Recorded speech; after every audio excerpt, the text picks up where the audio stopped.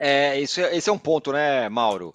É claro que você vai jogar fora de casa, com o estádio lotado contra, tudo, a pressão que vai ter e tal. Mas o resultado de 1-0 e o jeito que o Flamengo joga e o que é possível o Olímpia fazer, não é tão desconfortável para o Flamengo. Não sei o que você acha.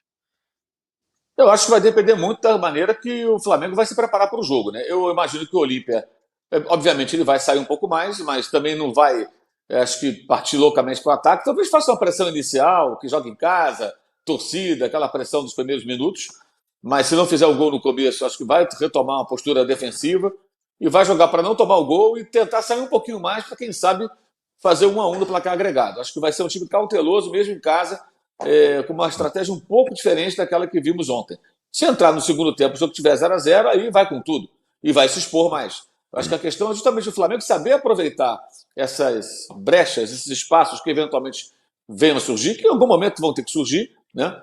E ter muitos cuidados defensivos no momento em que o time paraguaio tentar fazer a pressão, tentando tirar proveito do estádio, da atmosfera, da torcida, das condições, porque eles vão ficar uma semana falando isso. Vão ficar uma semana pensando nesse jogo, preparando para esse jogo, mobilizando a torcida e tentando, porque além de tudo, assim, o Olímpia é um clube que tem uma tradição aí de eliminar brasileiros. O Inter já caiu 2 vezes na Libertadores enfrentando o Olímpia. O São Caetano perdeu uma final aqui no Pacaembu, quando parecia tudo encaminhado para o time do ABC. Ano passado, o Fluminense caiu na fase preliminar da Libertadores para o Olímpia. Foi agora, ano passado. Semanas depois de vencer o Campeonato Carioca na final com o Flamengo, o Fluminense do Abel Braga foi eliminado pelo Olímpia. Não jogou a fase de grupos da última Libertadores por conta do Olímpia. Então, acho que tem que tomar muito cuidado.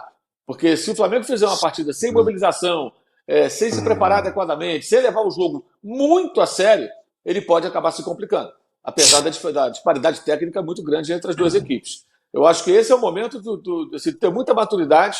Domingo o Flamengo joga com o Cuiabá. Eu acho que é o momento de colocar um time bem reserva e levar todo mundo, o time base que o São Paulo espera contar com ele em campo na quinta-feira, inteiro descansado, pronto, para um jogo que deve ser um jogo muito físico, certamente com mais pancada, com mais faltas, e vai ser muito importante também a participação do árbitro, que ontem me pareceu bem condescendente com o jogo violento em alguns momentos, com excesso de faltas, rodízio e tudo mais. Vamos ver como é que vai ser na quinta-feira que vem. Mas aí vai estar na atmosfera do Olímpia, na casa do Olímpia, né? Então, acho que muito cuidado também vai ter que ter durante a semana, preparação adequada para fazer um bom jogo. Se fizer um bom jogo, se competir, se levar o jogo extremamente a sério, como deve ser, aí a chance de eliminação ela vai ser bem pequena. Matheus, o Mauro falou sobre time reserva no fim de semana contra o Cuiabá. Imagino que com o Pedro, ao menos, que não jogou, não foi nem relacionado contra o Olímpia, tá aí desde o jogo contra o Grêmio sem atuar. E o Landim, sobre isso aí, falou que o caso Pedro é um caso encerrado.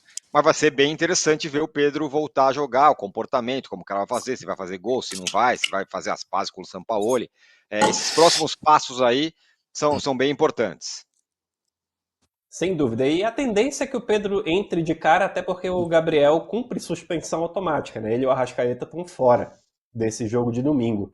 Muito curioso para ver essa sequência do Pedro, e é um jogador tecnicamente acima, mas eu questiono muito o movimento que ele fez em termos de gestão de carreira, de ter voltado para o Brasil no Flamengo, tendo o Gabriel como um jogador histórico do clube e vivendo um dos maiores momentos, o maior momento da carreira dele. Né? Ele naturalmente entra no banco, compete pela posição e retorna agora depois de um episódio de indisciplina dele, mas que nem se compara com a grosseria, a selvageria de ser agredido por um profissional do próprio clube dentro do vestiário depois de uma vitória contra um adversário tradicional, histórico do próprio Flamengo. Curioso para ver esse clima, essa relação comissão técnica e jogador.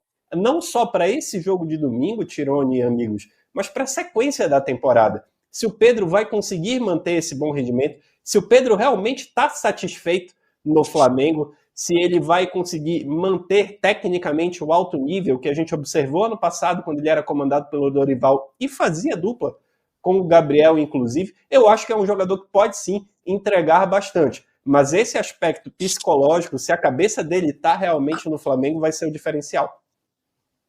Ô, Casão, não resta muita alternativa ao Pedro a não ser ele pegar e aproveitar as chances que tem e mostrar que pode ser titular.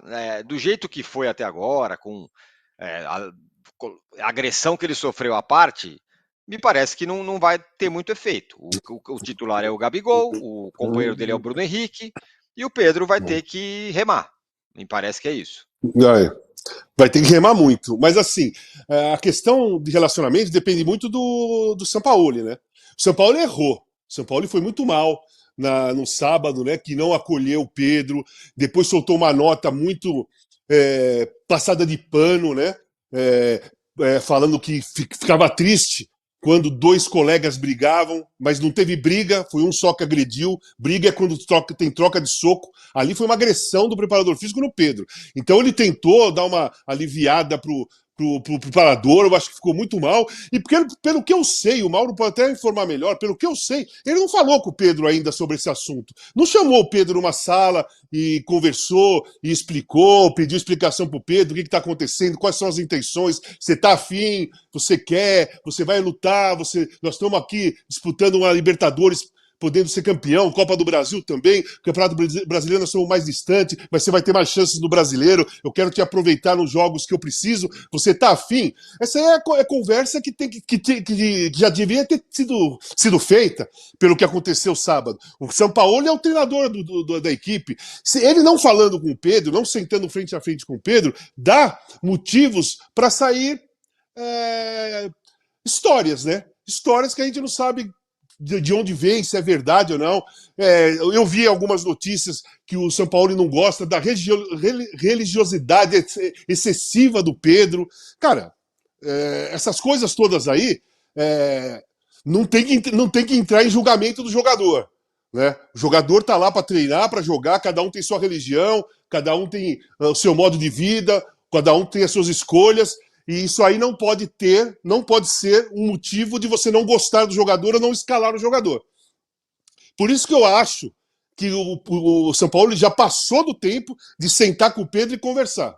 Para ter uma informação única e verdadeira e real para a imprensa.